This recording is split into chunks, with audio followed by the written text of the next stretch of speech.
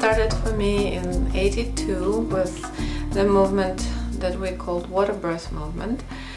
But very soon it grew out of itself and became conscious procreation movement, because it became apparent that birth by itself cannot be taken out of the context of the life in general. That if people want to give birth beautifully, gracefully, they need to learn to live beautifully and gracefully, because birth reflects the quality of life in general. The program is developed how to help people to, first of all, neutralize their own birth trauma, which we found to be the basic source of complications at birth, and understand how birth fits into the general picture of our culture, of our science, of our understanding about the world, of ourselves, and how directly the correlation between the way we were born and the way we live is affecting the civilization at large.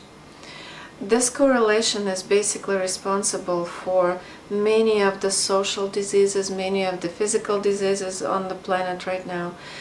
And we really possess the skill to eliminate a lot of problems of humankind through teaching women and men how to bring in the new generation onto this planet gracefully, in love. The origins of our attractions are really, as it turns out, lay in our limbic imprints. What we find pleasing or attractive, or what we dislike, turns out it just has direct correlation to our experiences during formative period, especially to the way the dynamic was evolving between our mother and our father while we were in utero. And that's why we can't really talk ourselves out of being attracted to somebody or not being attracted to somebody. The attraction is governed by a completely different part of the brain, which is called limbic brain. And it's a very irrational, illogical part of the brain, because it's formed before the cortex is formed. So what we need to do is go into a slightly altered state due to a different set of experiences that I offer in the group, and invoke the state of being that is emotionally governed from that part of the brain, from precognitive time, sort of beyond the story. I know that it sounds a bit too complicated, but it's really not that complicated. I've done it with thousands of people, and everybody just follow the steps and go into full experience of preconception, from which they get to make a choice who to choose for father, for mother, and watch them loving each other instead of being in conflict, and watch them conceiving the baby consciously, in a consciously, in ecstasy, in the right way that feels really, really right and appropriate to the child, with that kind of explosion of energy that feels extremely attractive for that spirit that is about to incarnate. So it's all very juicy and very exciting. It's a pleasurable way to rewiring our nervous system to create a new reference point in the nervous system, so it knows what it feels like to be in unapologetic pleasure and in the natural state of bliss. And then through the gestation, as I guide the meditation through the safety and nurture of pregnancy, and then through very easy, beautiful, gorgeous birth, that this being gets to choose what kind, exactly where they get to be born and how. And then I guide them through the experience of their breastfeeding. And so many people gave me a feedback that they literally felt that substance going down their throat, that rich, warm, nurturing, life-giving substance, filling their body. It's very vivid, even though it's not hypnosis. But because they went through those certain steps, they really disconnected themselves from the everyday kind of monkey mind, and it's very easy really to follow through towards the light, towards the bliss. It's very easy to go if you have the intention. You don't need to have any kind of substance, you don't have to have drugs or alcohol or anything else. You can actually just go there just because you want to. Our generation and all the younger generations are not willing to put up with a lot of stories that don't serve them anymore. So we're getting restless. We as a species have this restless urge to explore and move forward and find, who are we? What is it all about? Why are we born? These are the questions that our parents could not afford, or their parents, or their parents. It's very new as far as the evolution of humankind. So the notion of love is very new. Yeah. 3, 2, 1.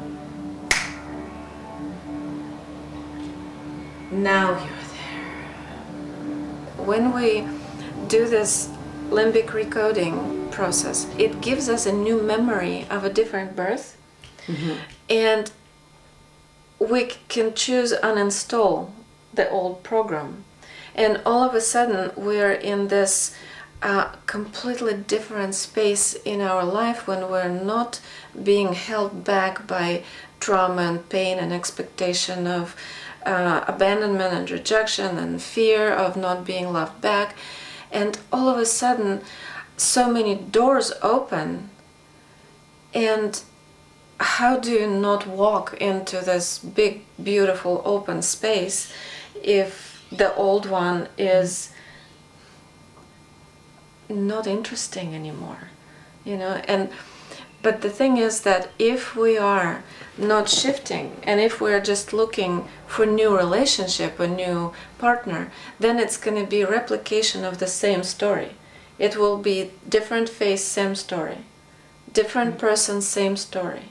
And it's pretty much our responsibility right now on the planet to be changing all the stories and creating a different reality. Right, rewriting the scripts of the way we're running our energy, and mainly the story that we're telling ourselves about maybe being a victim, or maybe being not good enough, or maybe being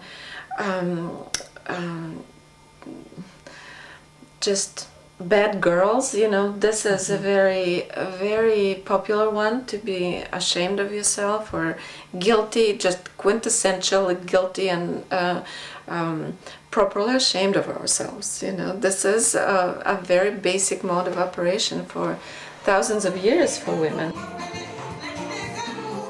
I literally see how all the lights go on, and how women and men who come to my seminars get activated and awaken themselves up to their true potential, to their spirit's purpose in this life, and how they dig into the depth of their soul and heart and access the skills and wisdom that they already have. We have all the tools and knowledge, and if we don't have, we can learn very fast if we're not holding ourselves back. What's not working in my life is anger. Deep breath. My work is all about that, to figure out how exactly we're holding ourselves back from who we truly are, from our true potential, and have access to all the gifts that we bear, and not only just know what they are, but use them effectively, fast, now. And this is the biggest source of happiness in my life, because I get to see instantly, in one day, I see the transformation, and and faces change, their body language changes, and it's so beautiful to watch people in the group who were complete strangers a few hours ago. All of a sudden they're looking at each other with so much love and so much deep understanding of the journey we each have here.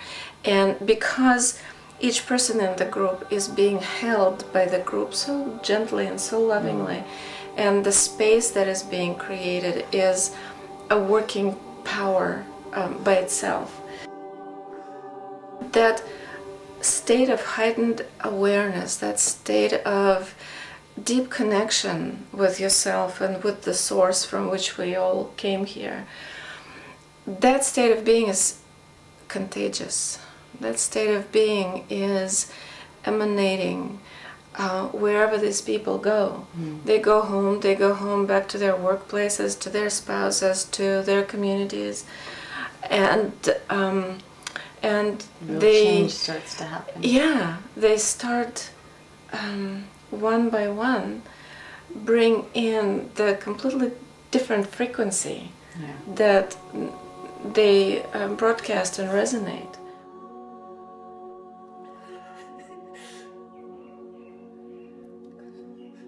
We cannot wait for our governments and for somebody else, some kind of authority, descend on our community and make all the changes and make all the problems go away.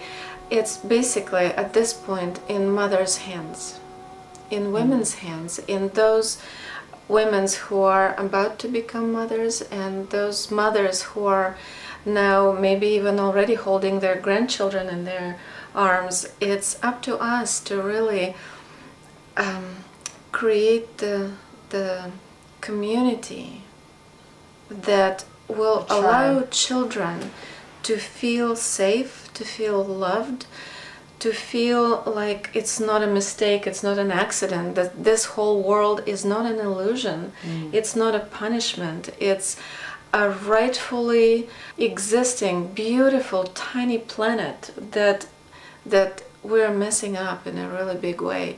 And we're the ones who can open ourselves to that kind of way of being where we can clean up the mess. But it starts with ourselves. We cannot teach our children to do that if we're not there ourselves, if we don't really know what it's supposed to feel like to feel safe, what it's supposed to feel like to receive love or give love unconditionally without hiding or being scared. How can we teach somebody to do that if we don't know what it's like? So this is basically my plan to teach women how to feel it, and then they can go home and share it with their families, family and their community. And you're doing a beautiful job. We're all so grateful that you're doing this work in the world. Thank you. Making it a better place. Elena's website is www.birthintobeing.com. And again, thank you. My pleasure.